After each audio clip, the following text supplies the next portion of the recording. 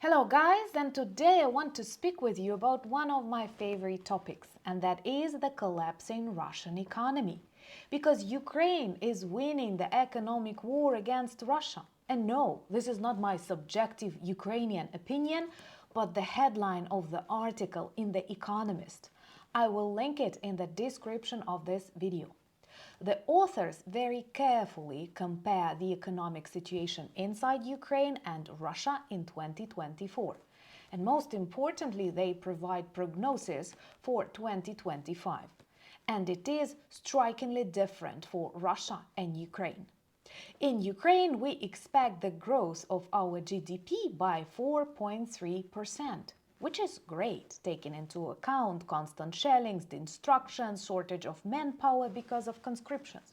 And in Russia, the best case scenario is just 1%. Talking about interest rates, they are low in Ukraine, actually lowest in the last 30 months, and in Russia they keep rising, and they actually do everything they can not to let them reach 23%. In Ukraine it's 13.5%.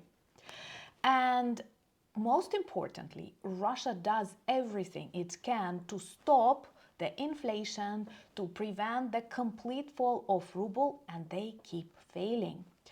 I loved one metaphor that Russia is like a marathon runner on fiscal steroids. You know, Putin looks exactly like a person that uses steroids, and now all of the Russian economy resembles the Putin face, full of fakes and Botox. So let's discuss what will happen with the Russian economy in 2024 and why it is so important for the defeat of Kremlin.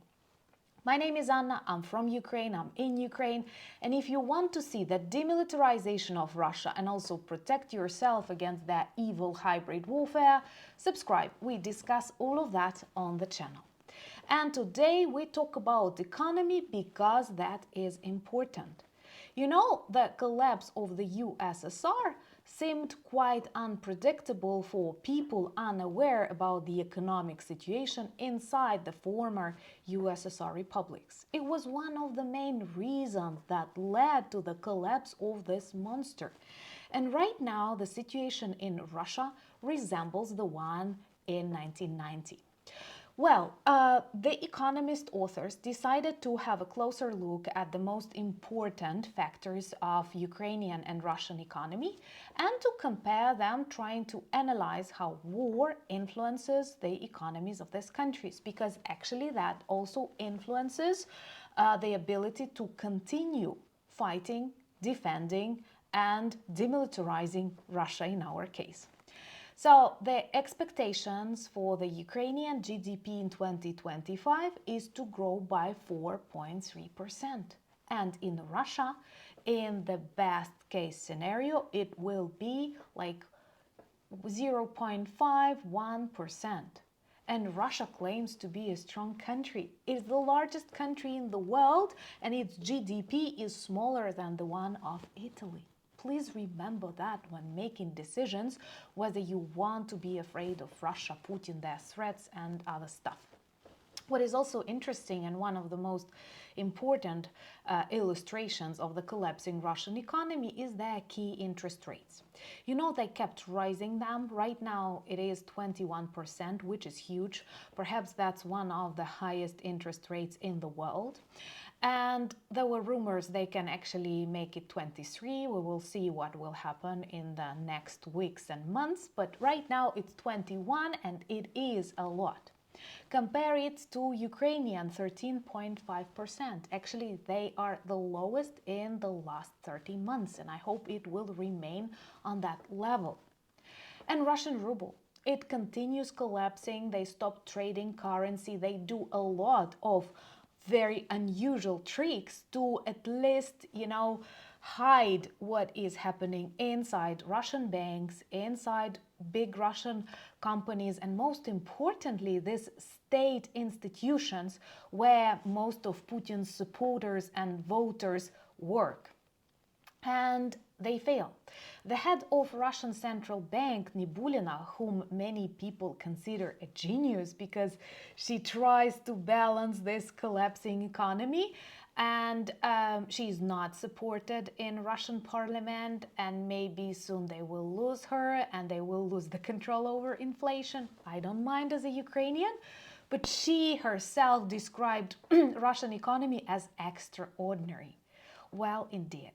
Subscribe to see the collapse of the Russian ruble. It is coming. And share these videos on your social media platforms. This helps to de-zombify people. And that's important, taking into account how much money Russia invests in spreading fakes. Well, perhaps they spend more money on that than on teachers or doctors or other important institutions in the Federation. So you may say, well, these are sanctions. Sanctions work, of course, but it's not just sanctions. It is a lot of wrong decisions made by Putin. Let me enumerate the obstacles in which Ukrainian economy functions right now. Well, first of all, these are constant destructions of our infrastructure. Shellings, bombings, shootings. It happens on a daily basis everywhere in Ukraine. And this is not just an explosion. These are people's lives lost. These are broken pipelines. These are broken electricity cord. Lots of things. Destroyed schools, hospitals. Remember that.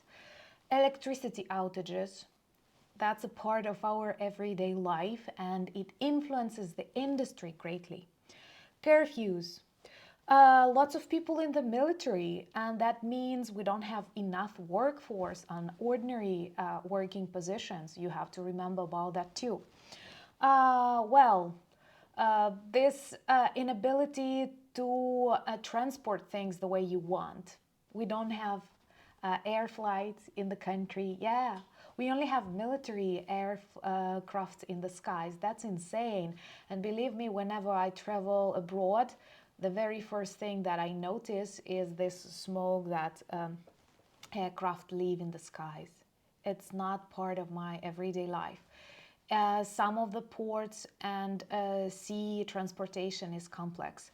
So it all influences the economy. But what we observe in Ukraine is tremendous coping strategies.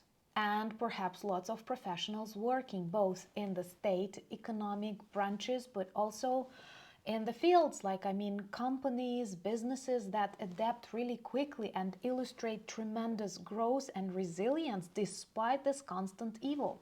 And now we look at Russia.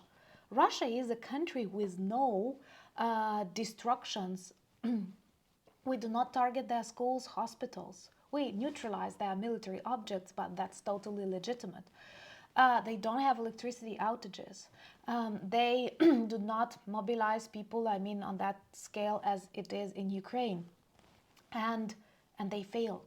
They apply, and I will repeat this phrase once again because I loved it, fiscal steroids to save this collapsing Russian economy, and they fail and fail and fail.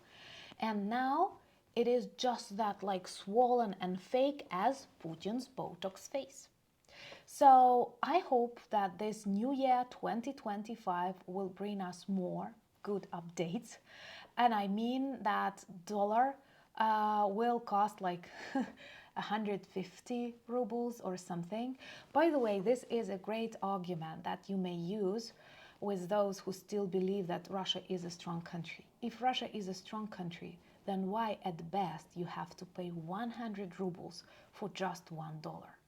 Let me know what you think about that in comments below. Remember to join me on Twitter. I'm quite active there and actually share some of forbidden stuff that you cannot share on YouTube. Join me on Instagram, Blue Sky. Our community is growing there, and we have a beautiful community in Discord. Check our merch shop for lots of good items that work well as reminders and conversation starters about Ukraine, and also Christmas and New Year presents. Thank you for buying me coffees, becoming my patrons and sponsors of the channel.